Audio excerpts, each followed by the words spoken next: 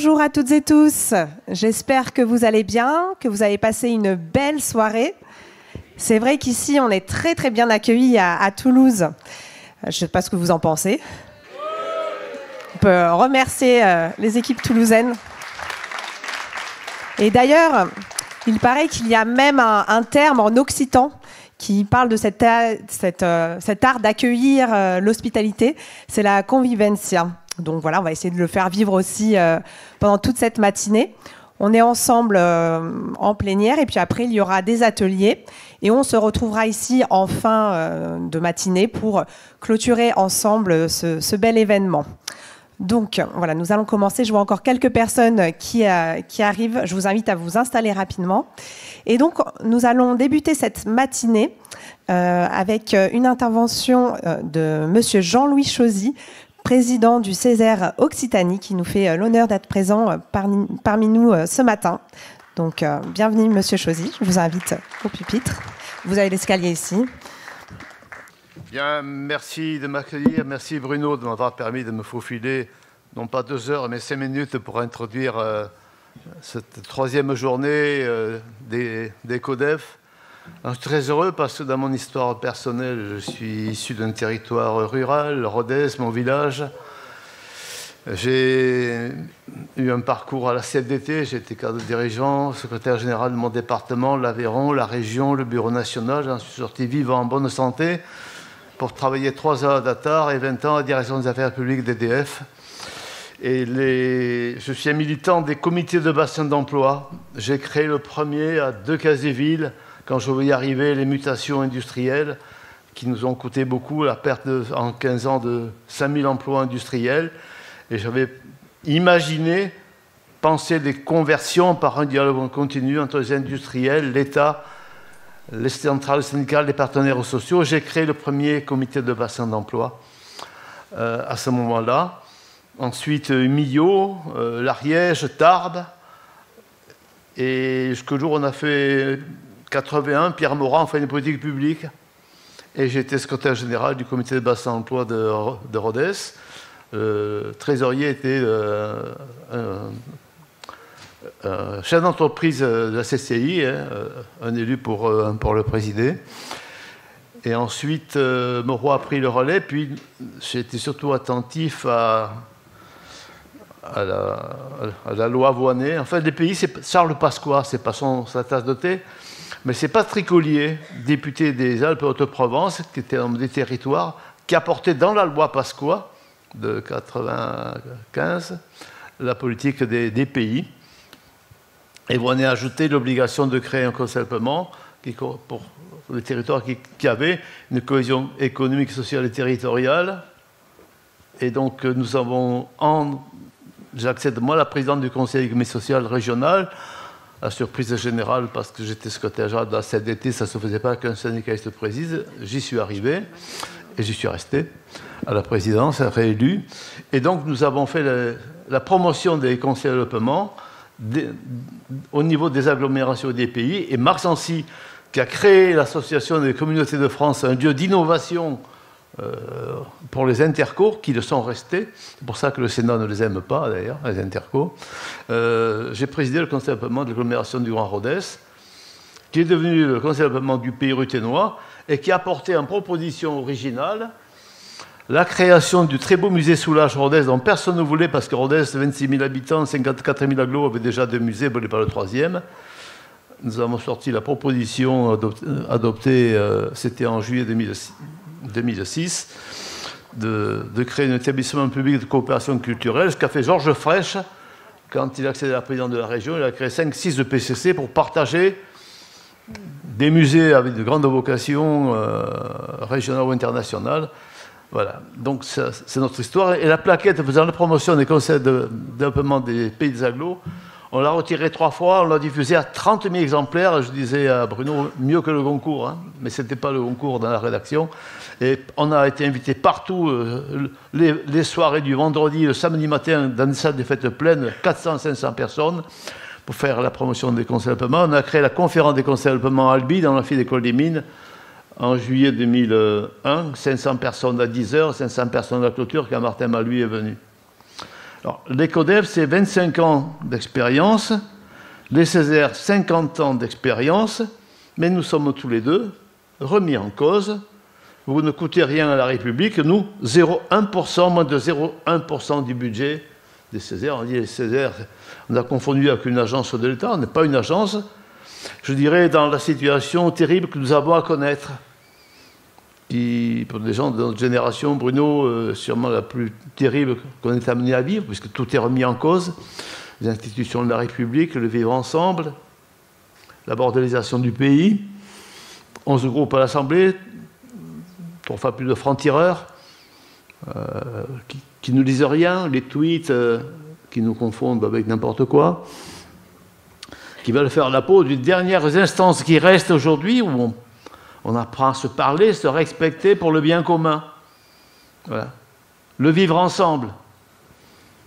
Est-ce que ça a encore un sens? J'en suis à relire, moi, pour garder le moral, Mona Ozouf. Mona Ozouf. Et ça fait du bien. Ça fait du bien.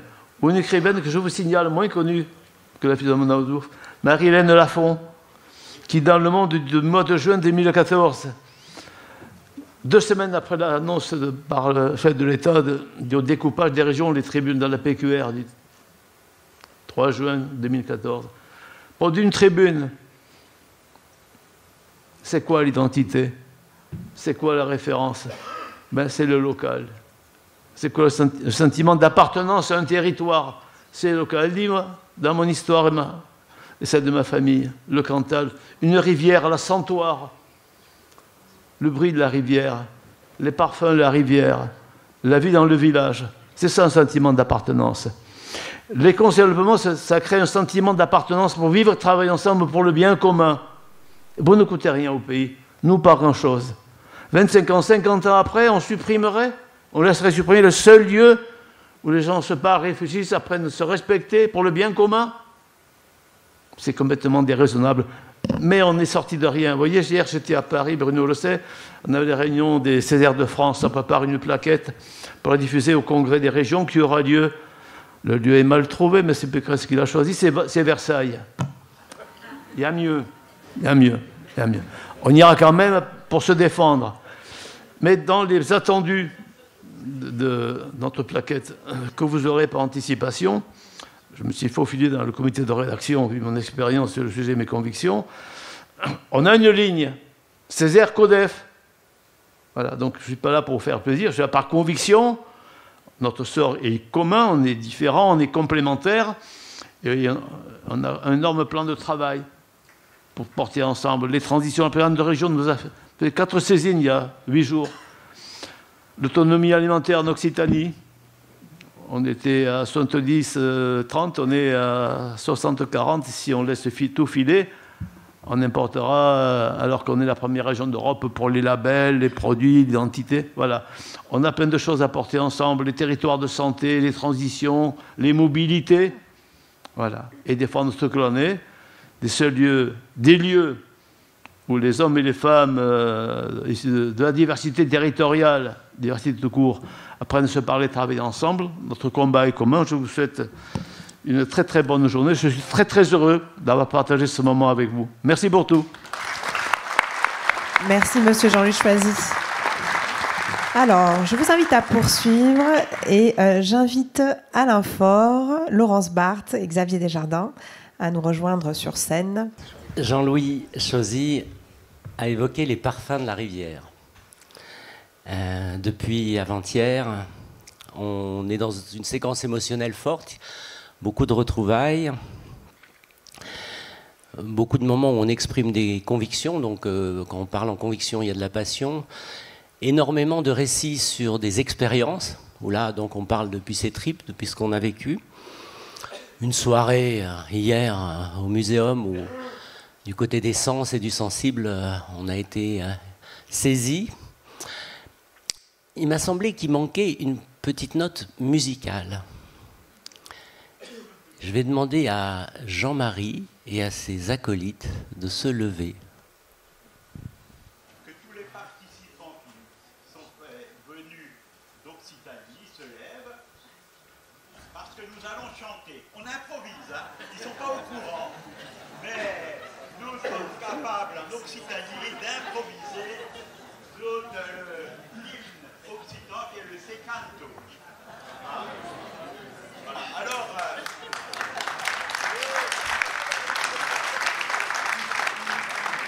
je compte sur vous pour avoir des paroles qui peuvent coller parce qu'il y a plusieurs versions. Ce sera un peu la version personnelle. Vous verrez bien. Alors on va commencer a cappella. 1, 2, 3. C'est canto che canto, canto pasperio, canto per mio che cadesperio. De suma fenestra, canto tenterium, che te presperente et amoreum. Se canto che canto, canto vesperio, canto per mia decadesperio.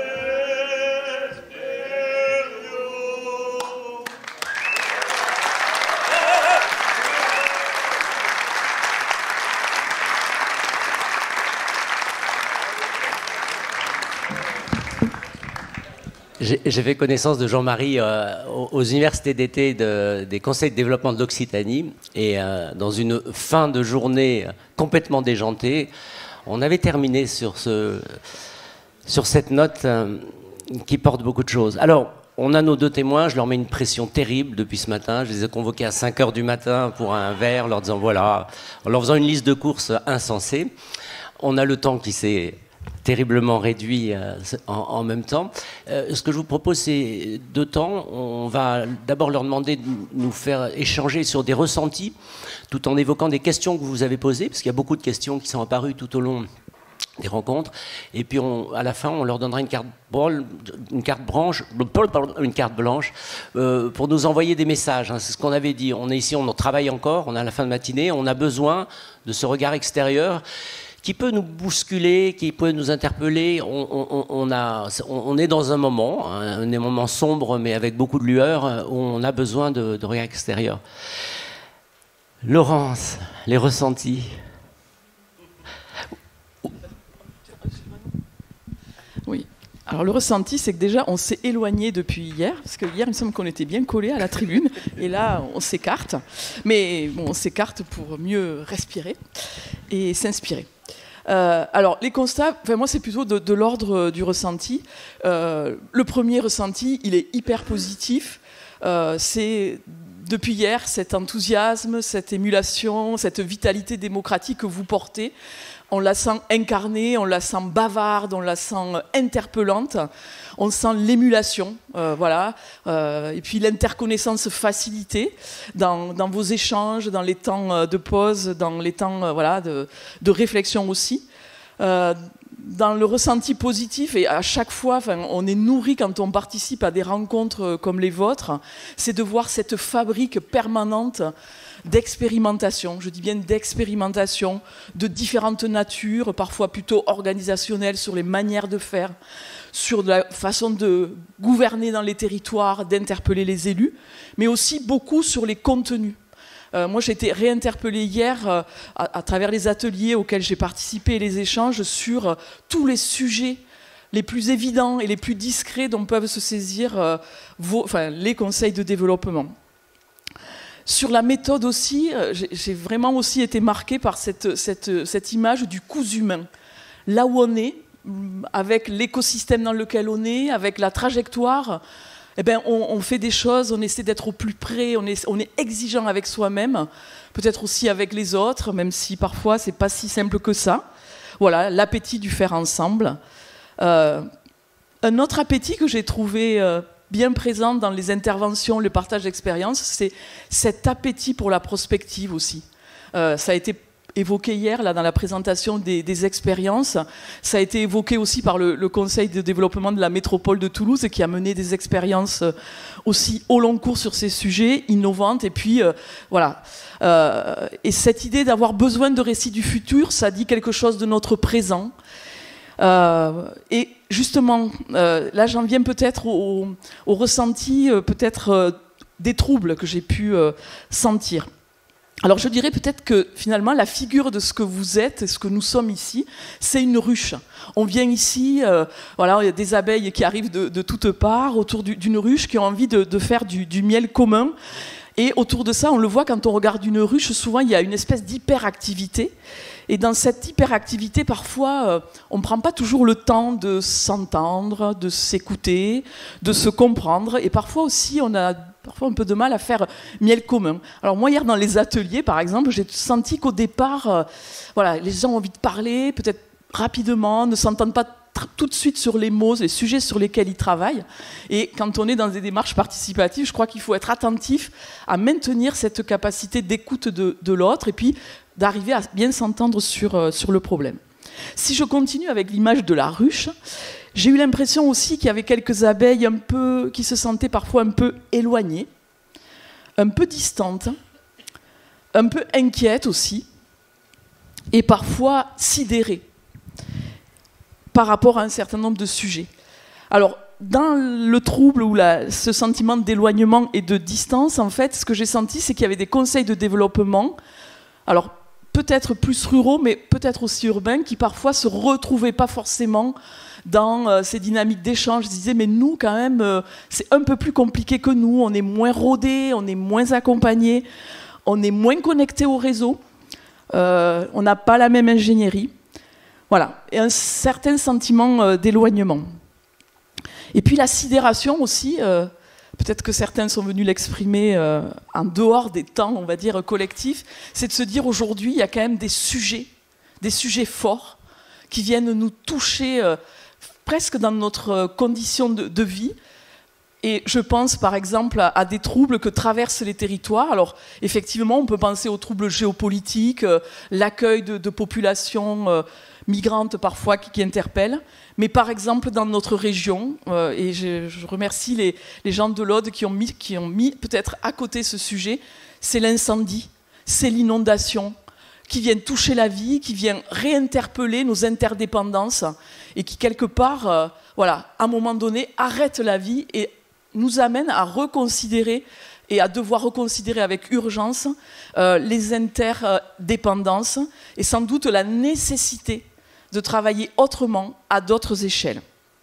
Et sur ces trajectoires contrastées, c'est peut-être le dernier point sur lequel je termine mon étonnement, peut-être aussi voilà, dans ces sentiments parfois d'être à distance ou d'être troublé, il me semble que dans la dynamique que vous portez, il y a une énorme énergie, mais il y a des trajectoires différemment avancées et que cette distinction d'avancement, cette différenciation d'avancement, il faut en prendre la mesure et en faire un levier de plus forte coopération, de plus fort partage de ressources, de connaissances et de réseaux, pour dire qu'en fait, votre réseau, il a une nécessité aujourd'hui d'existence, mais aussi de travailler finalement sur ce qui fait lien entre vous et sur ce qui fait commun entre vous. Voilà, ça c'est pour mon premier ressenti, je m'en arrêterai là. J'ai été bavarde, pardon. Pas du tout bavarde, merci beaucoup. On continue dans la thérapie de groupe. Xavier. Merci. Ressenti, comment dire, de fraîcheur, voilà, de tout un tas de choses passionnantes, l'exposition hier, tout ce qu'on voyait à Toulouse, etc. Enfin, de fourmillement d'idées qui étaient extrêmement agréables, de générosité. Voilà. Et puis, pour moi, c'était très agréable parce que voilà, beaucoup de gens sont venus, très modestement, ressenti personnel, voilà, beaucoup de gens sont venus poser une question, faire une remarque, un commentaire, une suggestion de lecture, une visite proposée, etc., pour prolonger les échanges, et c'est extrêmement agréable. Donc voilà, un ressenti. Après, c'est un ressenti interpellatif. Je ne sais pas si je suis au bon moment, Alain, mais tu me diras. Voilà. Trois choses qui m'ont, voilà, que je vous soumets, où je me dis, expliquez-moi mieux. Voilà. La première question que je me suis posée, c'est quand vous produisez les conseils de développement dans leur extrêmement grande diversité, des avis, est-ce que vous le faites différemment des autres? Parce que vous êtes différents. Autrement dit, vous avez une sociologie différente de celle des élus. Vous n'êtes pas tout à fait les mêmes. Ou parce que vous travaillez différemment. C'était pas super clair, parce qu'il y en a qui m'ont dit « Non, mais dans mon territoire, hier j'ai eu une petite discussion en aparté avec certains. » Il y en a qui me disent bah, « En fait, c'est les mêmes que les élus, c'est la même sociologie, ça représente à peu près les mêmes classes sociales, les mêmes classes d'âge, etc. Mais par contre, c'est différent, parce qu'on n'a pas la pression électorale, on n'a pas, etc. » Voilà, et je me dis, voilà, il y avait une petite... j'aimerais bien vous entendre là-dessus. Et c'est peut-être pas pareil dans les grandes villes, dans les petites villes, selon les territoires, etc. Mais là, il y a un petit quelque chose, à mon avis, à creuser. Et puis l'autre chose que j'ai trouvé aussi étonnante, il y a quelqu'un hier qui est intervenu, excusez-moi, je ne me souviens plus de son nom, mais qui a dit, nous, on s'occupe des habitants, usagers, citoyens. Et on va dire, on est tous habitants, usagers, citoyens. Évidemment, c'est de s'en occuper, mais là aussi, je pense que peut-être ça pourrait être plus clair de savoir quelle est la cible entre les trois. Enfin voilà, moi, en regardant extérieurement, un usager, parce que selon les services publics, l'usager, on le connaît plus ou moins. Moi, je suis prof, l'usager, soit je le vois. Là, aujourd'hui, c'est bien, je vous vois, hier, je vous voyais pas. C'est quand même vachement plus agréable comme ça. Parce qu'hier, ils avaient éteint, j'avais juste le truc dans les yeux et je voyais personne. Donc là, c'est comme à l'école, on va dire, c'est vachement mieux. Là, moi, je veux dire, les usagers du service public pour lequel je travaille, je les vois, ou quand je les vois pas, c'est que mon cours est vraiment nul, ils sèchent tous, quoi. Donc j'ai un rapport assez immédiat à l'usager quand même. Mais par contre, j'ai un rapport extrêmement éloigné à ce que demande le citoyen de l'université. Donc vous voyez, c'est pas la même chose. Je sais pas. Là, l'usager, je vois à peu près. Le citoyen à l'université, c'est confus. Bon. Non, mais ce que je veux dire aussi par là, c'est que c'est pas pareil. C'est-à-dire que pour moi, le citoyen, ce qu'on demande aux citoyens, c'est d'exprimer l'intérêt collectif. Voilà. Mais est-ce que vouloir, en fait, de faire de tous les Français des conseillers municipaux, c'est une bonne idée, d'une certaine manière? Les mettre tous en capacité de dire du collectif. Est-ce que c'est ça le but? Question ouverte. Deuxième, parce que l'habitant, c'est pas pareil pour moi, un habitant. Moi, je suis géographe, j'ai dit, enfin, je suis géographe de formation, aménagement et urbanisme, mais le géographe, il s'intéresse à l'habiter. Habiter, c'est quoi? C'est dire, j'habite quelque part, j'ai un rapport, comme disait monsieur, à la rivière, à un paysage, etc. Et si vous me demandez ce que je veux comme habitant, je veux des choses qui ne sont pas forcément ce que je demanderais comme citoyen. C'est tout à fait logique. Si vous me demandez d'habiter, moi, j'habite à Clichy, une très jolie ville de la banlieue parisienne. Voilà, j'ai envie d'apaiser énormément le trafic sur le boulevard périphérique parce que j'habite à côté, etc. Mais je sais bien qu'il y a des convergences qui fait que c'est quand même important, une route comme ça dans une grande métropole. Et ce que je veux dire, c'est... Et l'habitant, d'une certaine manière, il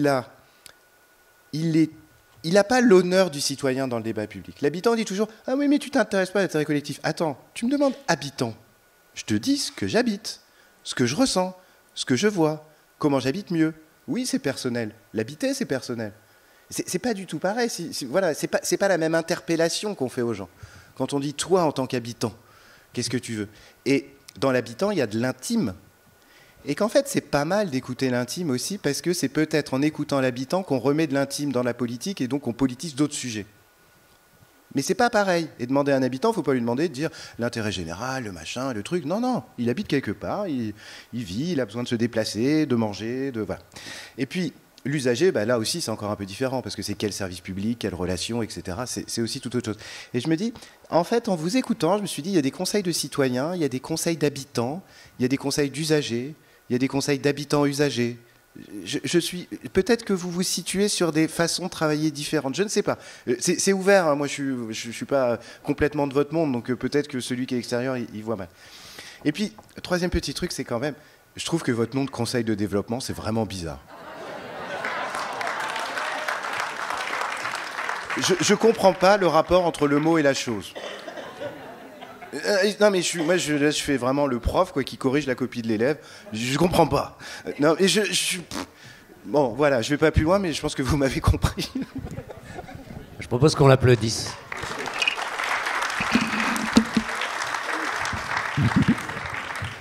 Alors c'est bien parce que là, ça fait notre miel pour être dans les métaphores de débat qu'il faudra réouvrir à la coordination nationale. On voit que vous avez capté. Alors, une apicultrice et un sociologue, en quelque sorte, on a ce matin, qui nous renvoie des questions sur notre façon d'être en collectif. Moi, ce qui me touche dans les deux témoignages, c'est qu'on voit bien qu'on part de l'intime et on va jusqu'au très collectif, jusqu'à l'intérêt général. Et que la question, c'est où se situe le Conseil de développement sur cet axe, et que la réponse immédiate, c'est il se situe différemment en fonction des territoires, en fonction des histoires de ces territoires, en fonction des moments, parce qu'on est tous conscients que les conseils de développement, c'est une espèce de truc qui oscille. On a des temps forts, des temps faibles. Donc on prend tout ça. Alors maintenant, on va aller sur un terrain où on va demander de nous bousculer. On veut des préconisations. En fait, on veut des préconisations. Je ne sais pas si c'est des préconisations, mais il y a besoin, peut-être qu'on les mettra à la poubelle, c'est pas grave, mais il me semble que c'est très difficile à l'intérieur d'une tribu, dans une réunion de famille, c'est très difficile de faire bouger les règles de la famille. Par contre, quand il y a quelqu'un d'extérieur, il y a des questions qu'on peut reformuler différemment. Ce que je vous propose, c'est de prendre un second temps sur ces messages que vous nous envoyez, qu'on prendra comme on pourra. Et puis s'il nous reste quelques minutes, je pense qu'on les aura, on fera un petit jeu de ping-pong avec la salle, en sachant qu'on va répondre, on a terminé dans 20 minutes, donc ça va très vite, mais je vous rappelle l'esprit de cette expérience, c'est de dire, là on prend des grands témoins qui sont devenus acteurs, ils font partie, malgré eux, à leur corps défendant, ils font maintenant un peu partie de la tribu, parce qu'on va pouvoir les citer, les référencer dans notre cheminement. On reprend le même ordre, hein. Laurence ? Étant un invité extérieur, mais pas tout à fait extérieur quand même à la famille, et je voudrais pas me ramasser des tomates. Enfin, c'est la fin de saison, donc ça va. Enfin, quoique des fois, elles sont bien mûres à la fin de saison. Voilà. Puisqu'on a une apicultrice avec nous, dans le monde des abeilles, est-ce qu'on peut s'agresser ? Est-ce qu'il y a des... Oui, on peut. Mais oui, on peut recevoir de l'agression aussi externe. Bon. Mais je pense qu'effectivement, par rapport aux interpellations, on pourrait continuer à jouer le jeu de l'image, enfin de la métaphore, mais je ne vais peut-être pas l'utiliser. Presque, j'aurais envie de dire à mon voisin, mais tu as des propositions pour reformuler, redire autrement ce qu'est la chose et le mot, mais bon, je pense que c'est une vraie question à discuter. Sur les sujets d'interpellation qui ne sont pas des préconisations, parce que ça serait quand même très... un peu pompeux de vouloir formuler puis un peu péremptoire aussi de vouloir formuler des propositions. Moi, en fait, de ce que j'ai entendu et qui fait écho aussi aux questions qu'on peut aborder aussi, nous en tant qu'universitaires dans nos recherches, mais aussi dans ces actes de formation des étudiants, des professionnels de demain. Moi, j'ai plutôt envie de réfléchir autour de nœuds, de sujets d'interpellation. Et en fait, j'ai décidé de les formuler autour de la question finalement des élargissements, de ce que sont aujourd'hui ces conseils de développement qu'il faudra peut-être renommer, ou peut-être on pourrait appeler les débordements. Et puis, je terminerai aussi sur la question d'une notion qui m'a semblé intéressante hier, la question de la raison d'être. Donc, sur les élargissements et les débordements, il y a une première... c'est pas injonction, mais en tout cas un sujet sur lequel il me semble important de réfléchir, c'est la question du débordement des périmètres. Alors, votre rencontre de cette année, elle était centrée sur l'intercommunalité. Alors, on en a parlé, mais pas tant que... Enfin, on en a parlé, oui, parce que souvent, les structures sont accrochées à ce cadre intercommunal, mais parfois aussi supra-intercommunal, quand on est dans des pays, des PETR. Mais il me semble qu'aujourd'hui, à la faveur de ce contexte qu'on a rappelé hier, qui nous amène à travailler sur ce que finalement, qu'est-ce qui fait commun dans notre façon d'habiter et d'exister, au regard des communs que vous avez évoqués, la mobilité, c'est souvent revenu, mais aussi les communs plus entre guillemets écologiques, l'eau, on parlait tout à l'heure aussi des feux, de la biodiversité. Si on regarde ces communs, ces communs, ils nous amènent à regarder autrement nos liens et nos interdépendances. Et tout de suite, on se rend compte que cette course au périmètre qui a habité les politiques publiques depuis, alors on parlait tout à l'heure de 25 ans de pays, mais presque, je dirais, depuis les années 70. On a cherché à construire, alors il y en a peut-être certains qui ont eu une certaine longévité, les parcs naturels régionaux, par exemple, mais aujourd'hui, il faut sortir de l'obsession du périmètre institutionnel et travailler cette géométrie variable, cette géométrie poreuse, en fait, qui se construit autour des communs. Et de travailler finalement aussi et d'anticiper pour... du côté de la démocratie participative, cette capacité à formuler les problèmes, à les formuler de manière concrète, mais aussi peut-être les solutions autour de ce qui se décline autour de ces communs et de leurs interdépendances. On a parlé tout à l'heure de l'alimentation aussi, autant de sujets qui amène à penser le territoire comme un système, certes institutionnel, mais un système vivant, fait de flux d'interdépendance. Et je pense que la démocratie participative doit dire quelque chose sur ce dépassement des périmètres. Sur les dépassements et les débordements, qui dit dépassement de périmètre aujourd'hui, dit aussi dépassement dans les solidarités. Et je pense que là, je reviens à l'interpellation que j'avais tout à l'heure. Il y a cette vieille solidarité territoriale entre urbain, rural, périurbain. Il faut revisiter en fait les rapports les rapports de dialogue, mais aussi de solidarité. Il faut ouvrir les portes. J'ai entendu ça quelques fois hier.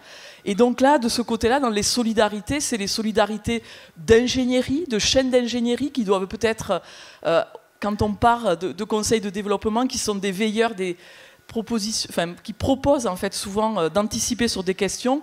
Je pense qu'il y a aussi un sujet d'innovation, de transgression à faire sur comment on peut mutualiser des ressources, apporter de la ressource là où parfois elle n'est pas facile à construire pour se connecter à la recherche, à l'université par exemple, mais aussi à des réseaux. Dans l'élargissement et les débordements, alors après les périmètres et les solidarités, je dirais les élargissements aussi de compétences du côté de l'expérimentation, de l'ingéniosité, mutualiser peut-être, travailler de façon plus transversale, les manières de faire, les transversalités, exprimer davantage cette capacité finalement d'interpellation, de construction de savoir et de savoir-faire que portent ces conseils de développement.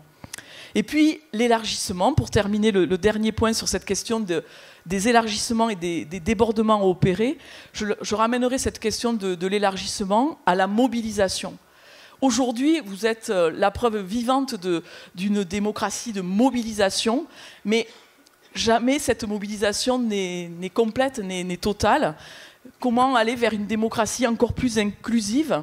Comment toujours aller chercher ceux qui ne sont pas là, ceux qui pourraient être là, et même dans ceux qui sont là, peut-être travailler plus cette fameuse capacité d'écoute.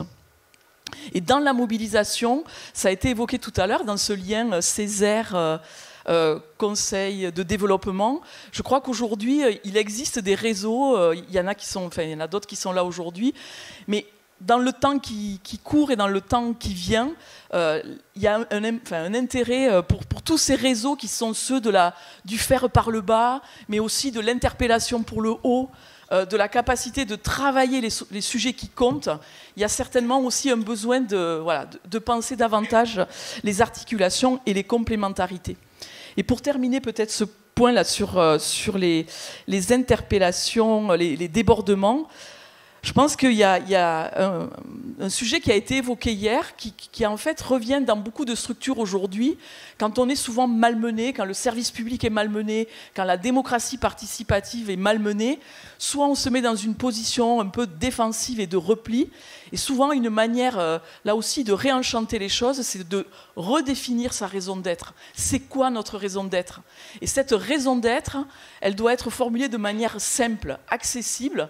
On l'a dit hier aussi, pourquoi pas joyeuse et poil à gratter aussi, pour bien repréciser à la société, à nous-mêmes et aux autres, qui nous sommes et ce que nous ne sommes pas aussi, mais pourquoi nous sommes prêts finalement à agir, à nous battre aussi, et en conservant, je dirais, cette impertinence, ce poil à gratter qui est fondamental, je pense, dans la survie de notre démocratie, mais aussi de notre planète.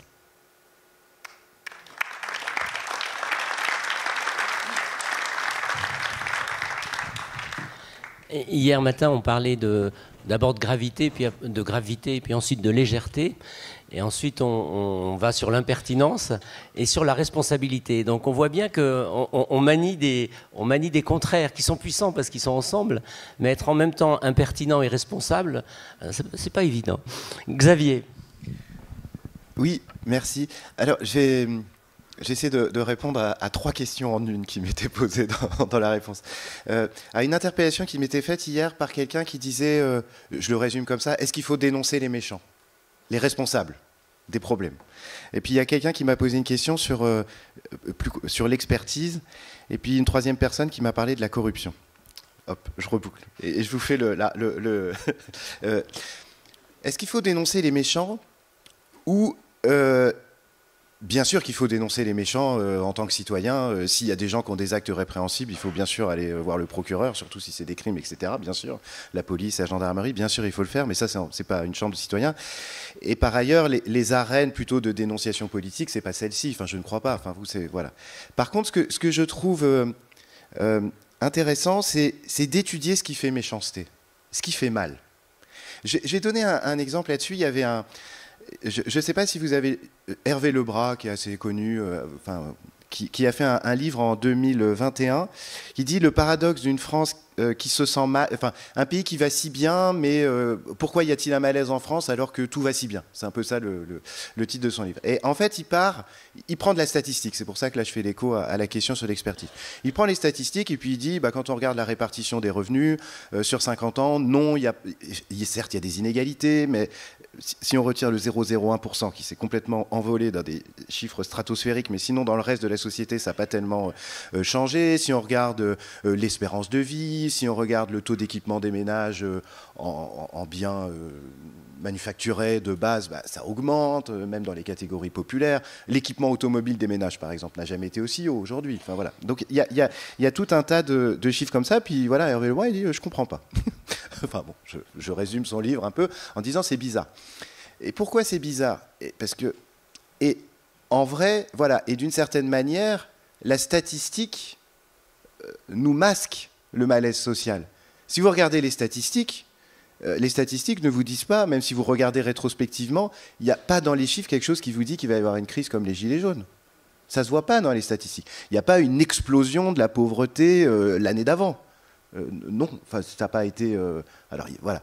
Et pourquoi, en fait, c'est que des révoltes comme ça, en fait, c'est une accumulation d'ébranlements qui viennent de partout, qui entraînent une fragilité forte de la société parce qu'on augmente un peu le coût du carburant. Il y a une hausse des divorces qui fait que et puis une difficulté d'accès des femmes qui élèvent seules des enfants à du logement social, plus combiné à des évolutions du marché de l'emploi dans certains territoires avec une hausse de la précarité, etc. Et vous avez une combinatoire qui fait explosion et qui échappe, en fait, quand on regarde macro sur les chiffres. Ça ne se voit pas du tout. Et ce que je me dis, et ça, on va dire, c'est ce qui fait méchanceté, c'est-à-dire ce qui agresse la société, c'est une accumulation de choses qui relèvent de décisions publiques, d'évolution des mœurs, d'évolution de l'économie, etc., et qui s'agrègent pour faire un ébranlement. Et ce que je me dis, c'est que peut-être une fonction, mais je rêve, mais comme ça, c'est de documenter ces ébranlements possibles. Et ça, ça, je pense que c'est quelque chose d'extrêmement intéressant. Je reprends juste une autre. Là, je prends un chercheur cette fois-ci, c'est pas Wolinski, c'est Thompson. Il a étudié les révoltes du grain. Vous savez, les grandes révoltes au XVIIIe, quand on a libéralisé le commerce du grain. À la canalerie, le canal, et si vous savez bien tout ce qui a été fait pour que le grain circule, effectivement, c'est très connu. Et en fait, quand Thompson, il explique, il dit, les révoltes du grain, quand on regarde a posteriori, donc le blé, les révoltes des gens, c'est pas au moment où le blé était plus cher. Certes, quand c'était cher, les gens effectivement n'étaient pas contents, surtout les pauvres. Mais en fait, ce qu'il voit, et donc c'est pas ça, ce qu'il étudie dans les révoltes du grain, c'est qu'en fait, ça a ébranlé des systèmes classiques de solidarité rurale.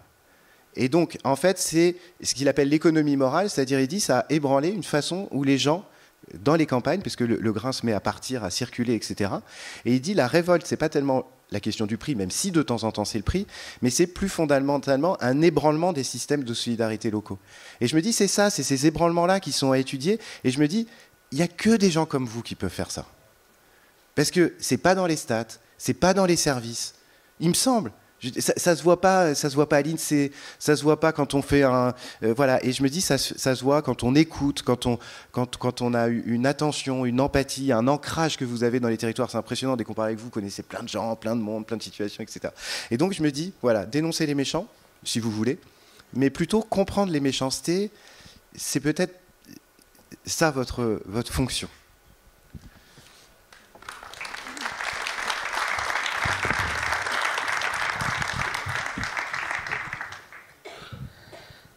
Ébranlement et débordement. Là, je suis à un moment de l'animation d'hésitation. On peut se retourner vers la salle avec une série de réactions, commentaires. Alexandra me fait un grand signe non. Du coup, je pense qu'on est...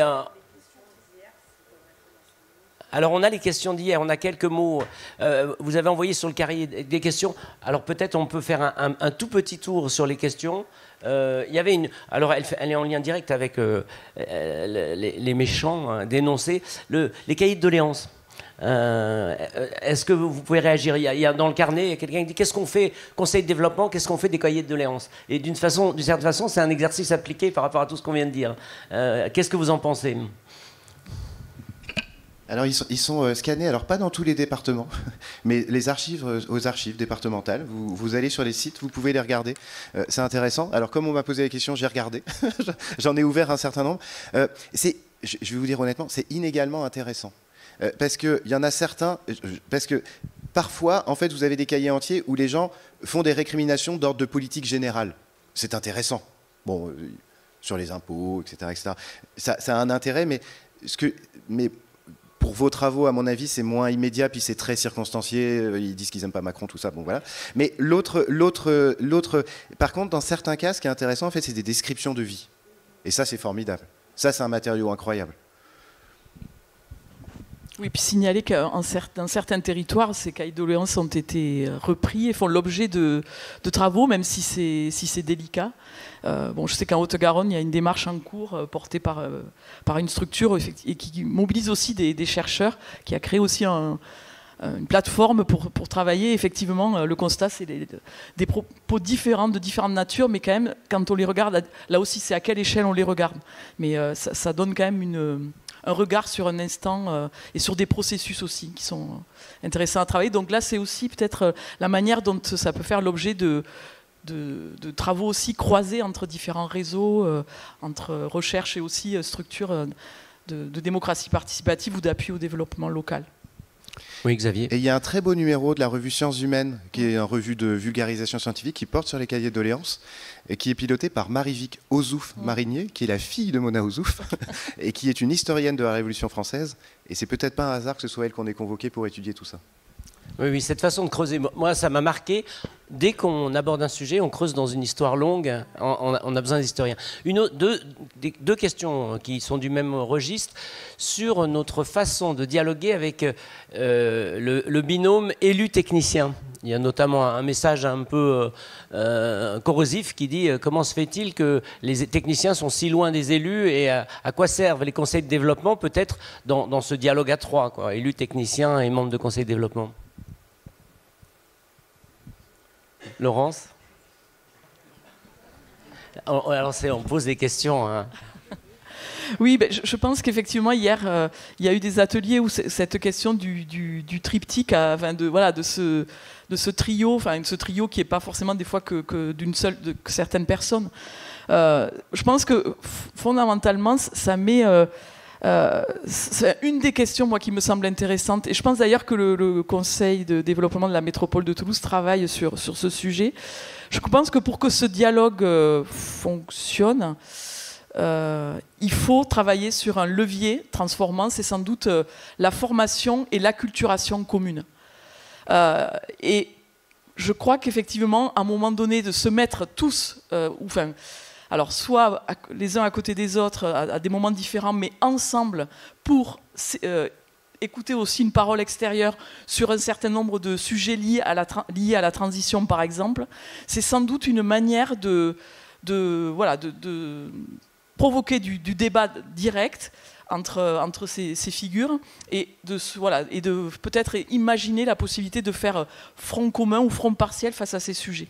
Donc, un des leviers qui me semble intéressant, c'est la formation et peut-être des formats de formation aussi, comme on l'a évoqué hier, qui sortent aussi de la logique du face-à-face, de la salle. Mais hier, vous avez évoqué à Marseille ces balades urbaines, ou voilà, c'est le fait de se retrouver ailleurs, mais que ça soit une occasion de mettre l'élu, le technicien et les citoyens, on va dire, dans cette interpellation commune. Je pense que c'est sans doute une piste pour travailler le dialogue commun possible.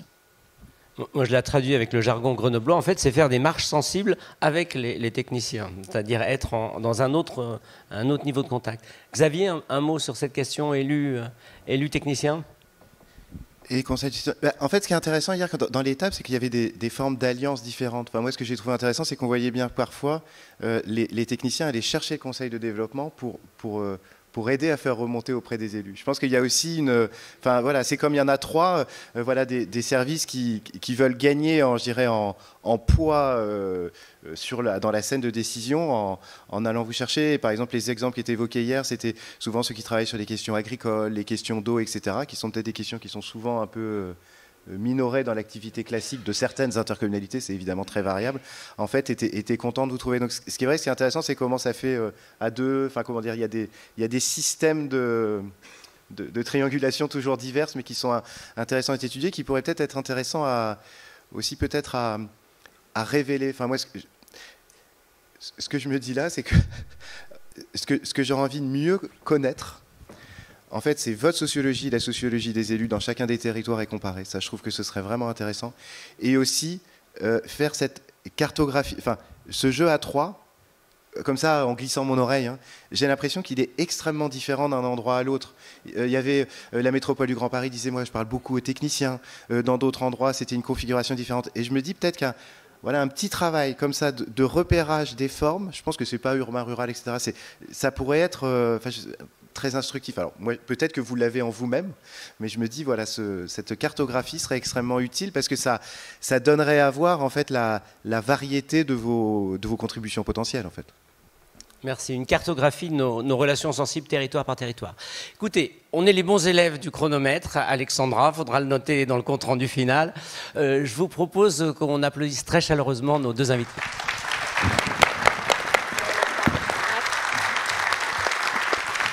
Un grand merci, c'était vraiment passionnant.